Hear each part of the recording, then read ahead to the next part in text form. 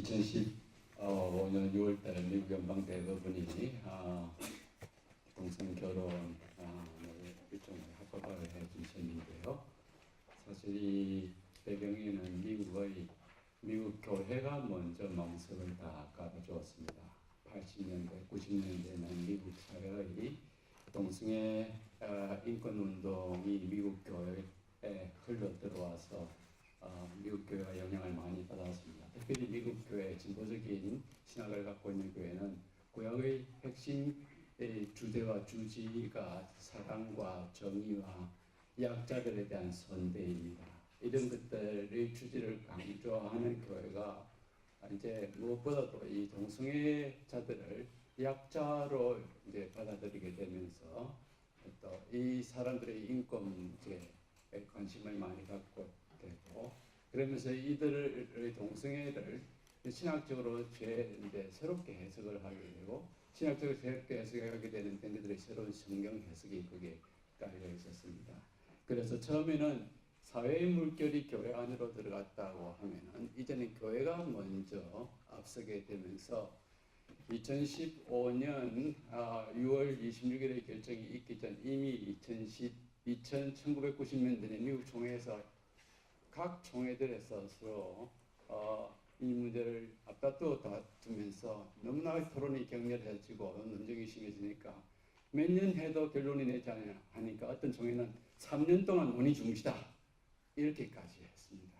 워낙 이 문제가 심각하니까. 그러나 한번 가랑비에 옷 젖는다고요. 한번 시작한 것은 이제 멈추기가 힘들죠. 결국 90년대 넘어가면서 2000년대 접어들기 전에 동성애자들은 결국 일종의 왼손잡이와 같아 하는 총회의 그런 선언을 이끌어내는 그런 단계로 되었고, 이 동성애자가 오른손, 이성애자가 오른손잡이, 동성애는 왼손잡이와 같다. 이제 그렇게 총회적인 보고서 동의 결정을 하기 위해서는 성경에서 완전히 다르게 하게 되었습니다. 그렇게 되면은 이제 제가 아니기 때문에 과연 동성애자들에게도 직분을 줄 수 있느냐 하는 문제가 제기가 되었고, 한 아내의 남편이며 하는 이 목회서 신에 있는 집사와 감독과 장로 자격에 근거해서 교회의 직분에 관한 그런 교회법들이 다 있는데 그 부분들을 다 수정하기에 이르렀고, 집사, 장로 그리고 목사에게도 동성애자들에게 성직을 개방하기에 되었고, 마침내 이제 마지막 수준인 과연 교회가 동성애자들의 결혼을 축복할 수 있느냐? Why not? 그래서 미국의 대표적인 많은 성공회뿐만 아니라 대표적인 이 개신교회 주류 개신교라고 그럽니다. 미국 초기에서부터 있어왔고 또 규모와 멤버십에서 가장 큰 미국의 ELCA 미국 루트란 교회죠. 그리고 한 500만이 됩니다. 그리고 미국의 장로교 80년대 중반까지만 하더라도 300만이 되는데 이 논쟁으로 교회가 많이 떨어지면서 한 200만으로 줄어들고 지금 조금 더 줄어들었는데요. 미국 장로교가 2014년 총회에서 이것을 통과를 시키고, 총회는 통과시켰지만 이제 노예 그 밑에 단위 노예 단위로 쭉 내려가면서 의견을 모았는데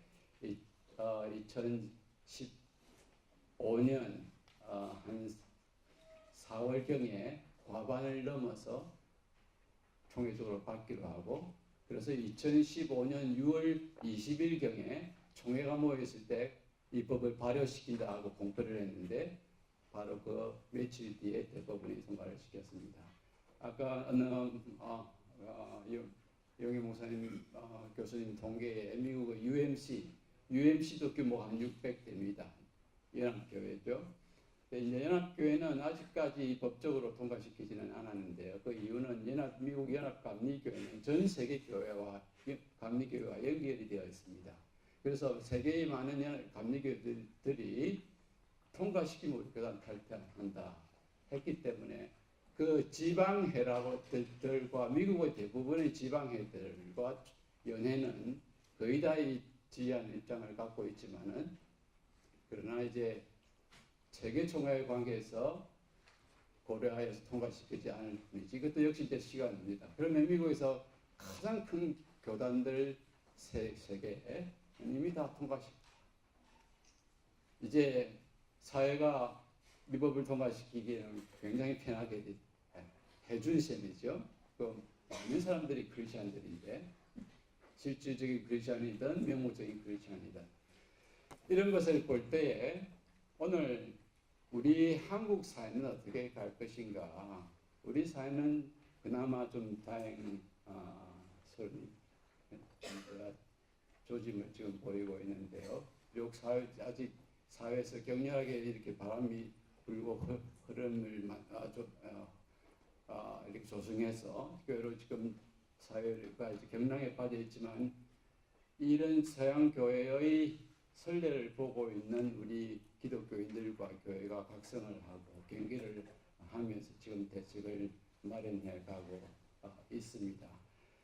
그렇지만 이제 한국의 목사님들 가운데서도 진보적인 신학을 가져 있는 분들이 있고 성경 해석을 다르게 하는 분들이 있습니다.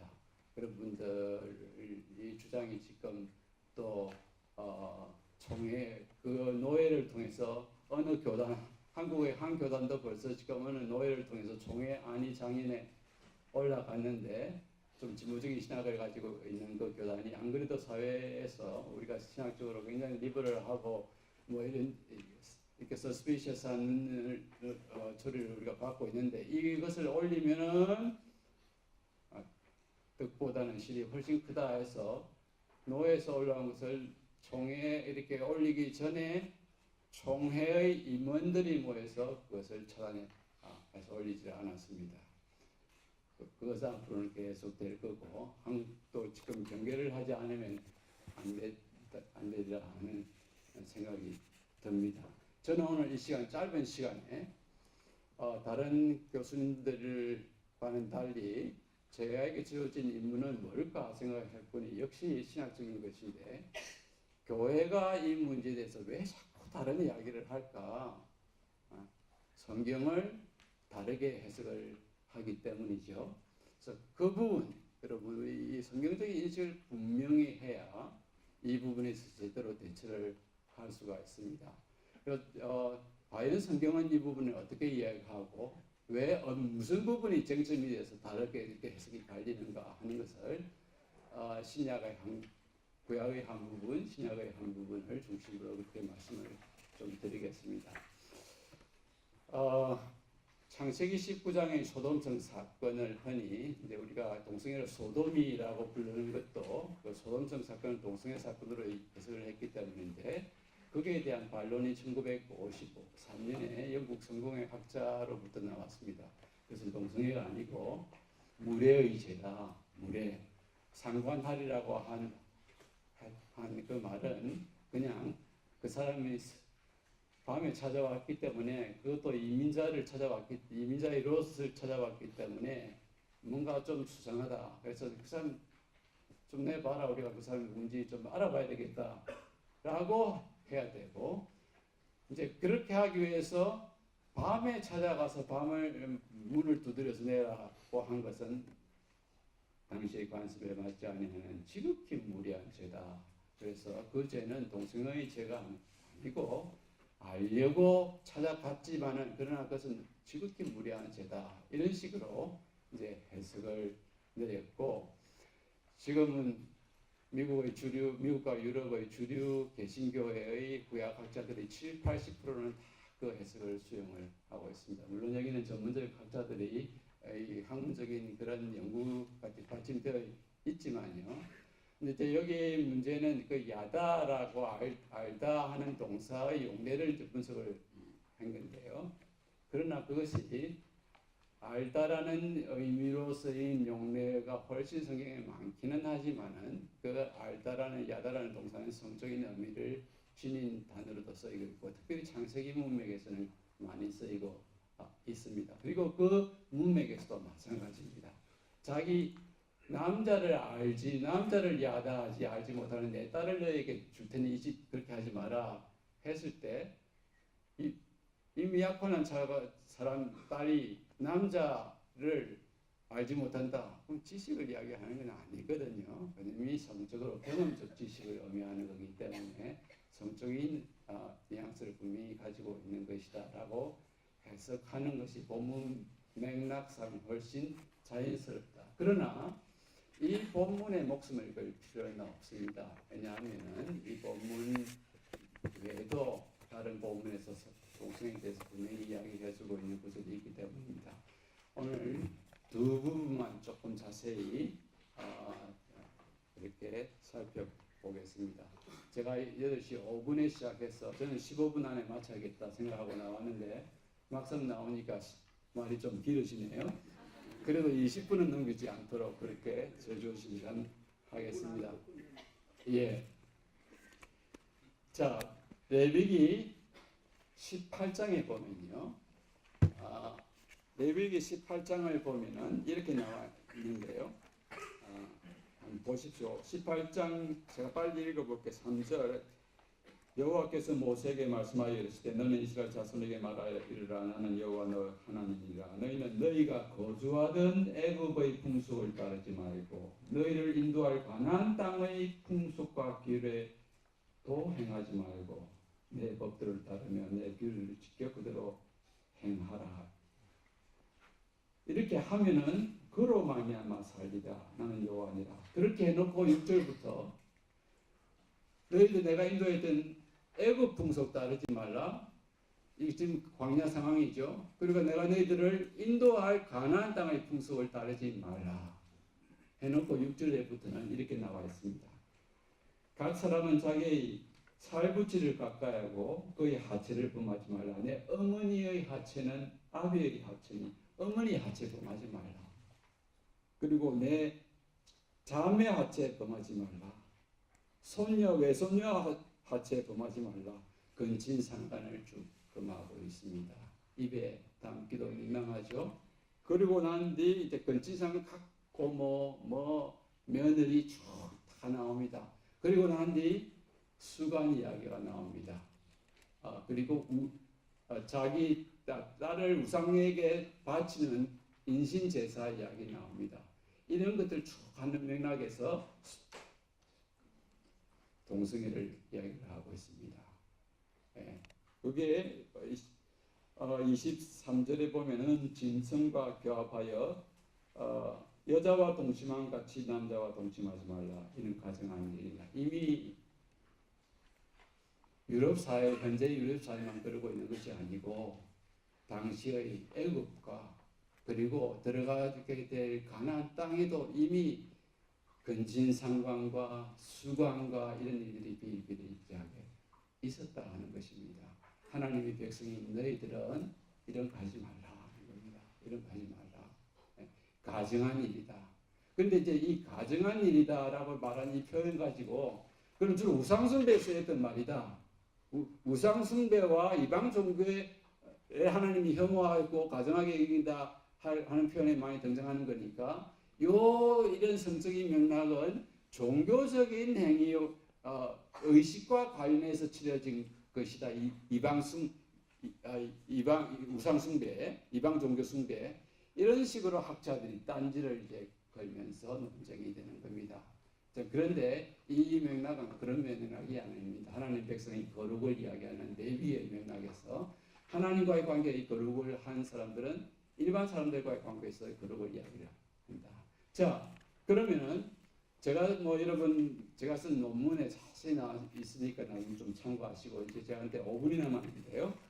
로마서 1장을 보면요. 로마서 1장에는 바울이 내가 복음 너희를 위해서 하나님께서 나에게 복음의 이방인을 위한 복음의 사도로 나를 임명하셨는데 이 복음의 핵심 내용은 예수 그리스도이다. 이 예수 그리스도는 이방인이나 헬라인이가 모두 하나님의 능력이 되는 건데 복음에는 하나님의 의가 나타나서 믿음으로 믿음에 이르게 한다. 복음은 모든 사람들에게 구원을 이르게 한다. 헬라인뿐만 아니라 유대인에게다. 이건 18장 4절에 보면은 이 레위기서 18장 4절에 보면 유대인들에게 너는 이 율례를 지키면 이로 말미암아 살리라 했죠. 그리고 로마서 1장 16절은 오직 의인은 믿음으로 말미암아 살리라 그랬습니다. 유대인들이 율법을 다 지키면 율법으로 말미암아 살 수 있지요. 그런데 율법을 다 지킬 수 없기 때문에 율법으로는 구원받을 수 없다는 겁니다.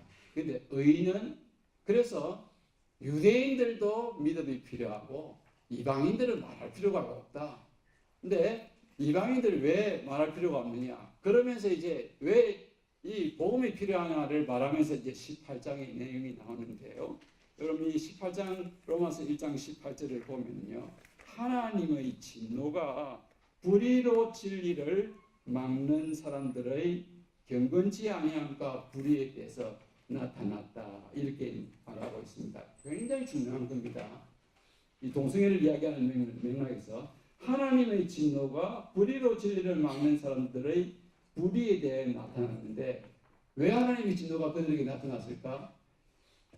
이는 그들의 하나님을 알 만한 것들이 그들 속에 있고 하나님이 그들에게 보여 있었고 하나님의 신성을 만물에 분명히 보여 알게 했다는 거예요. 그래서 그들이 핑계하지 못하는데 이들이 하나님을 알 때 하나님을 영화롭게 아니하고 우상을 섬기게 되었다는 겁니다. 자, 우상을 섬기고 하나님에 대한 지식이 저희들에게 주어졌음에도 불구하고 이들이 하나님에 대한 지식을 고의적으로 억눌렀어요. 그래서 학자들은 고의적 무지라고 그럽니다. 그래가지고 하나님 우상 숭배하는 길로 나가 하나님 섬기지 아니하고 자기를 섬기고 우상 숭배하는 길을 나가니까 하나님이 그 사람에게 진노해서 어떻게 했느냐? 내버려 두셨습니다.